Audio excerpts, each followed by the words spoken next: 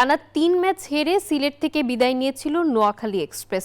তবে চট্টগ্রাম পর্ব বাতিল হয় আবারও সিলেটে ফিরে অনুশীলন করেছে খালেদ মাহমুদ সুজনের দল। দলে যোগ দিচ্ছেন মোহাম্মদ নবী ও সৌম্য সরকার। ভক্তদের হতাশ না হয়ে পাশে থাকার আহ্বান জানিয়েছেন পেসার হাসান মাহমুদ।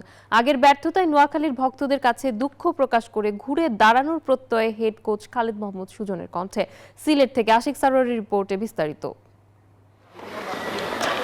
নেটে ফুল লেংথের বলে বোল্ড হয়ে গেলেন জাকের আলী অনিক। জাতীয় দল কিংবা বিপিএল সময়টা ভালো যাচ্ছে না ডানহাতি এই ব্যাটারের। বিপিএলে তার দল নোয়াখালীও ব্যর্থতার বৃত্তে।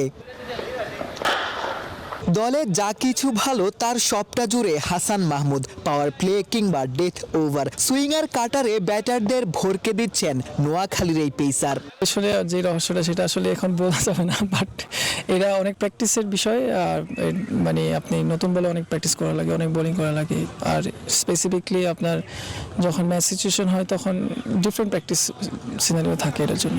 যুক্তরাষ্ট্রের ১ নম্বর জিম চেইন গোল্ড জিম এখন আবারও বাংলাদেশে। বসুন্ধরা আবাসিক এলাকা ও বসুন্ধরা সিটি শপিং মলে।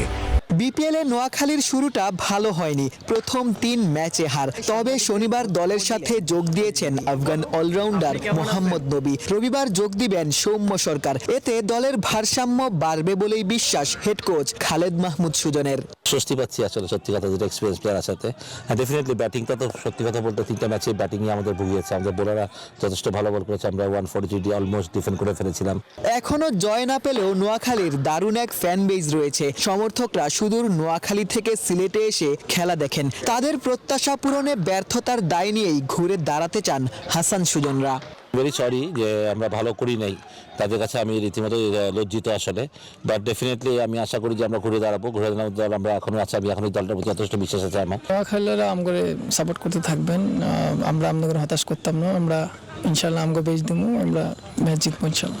লম্বা বিরতির পর 6 জানুয়ারি সিলেটের বিপক্ষে মাঠে নামবে নোয়াখালী এক্সপ্রেস। ঘরের মাঠে বেশ শক্তিশালী সিলেট টাইটান্স। তাদের বিপক্ষেই ঘুরে দাঁড়ানোর মিশন জাকের সৌম্যদের। টানা ৩ ম্যাচ হেরে নোয়াখালী এক্সপ্রেস সিলেট ত্যাগ করেছিল। বিপিএল এর চট্টগ্রাম পর্ব বাতিল হয় তারা আবারও সিলেটে ফিরল। দলের সাথে যোগ দিয়েছেন মোহাম্মদ নবী। আগামীকাল দলের সাথে যোগ দিবেন সৌম্য সরকারও। দেখার বিষয় সিলেটের ঘরের মাটিতে তাদের বিপক্ষে প্রথম জয়ের দেখা নোয়াখালী পায় কিনা। সিলেট আন্তর্জাতিক ক্রিকেট স্টেডিয়াম থেকে আশিক সারওয়ার, নিউজ 24।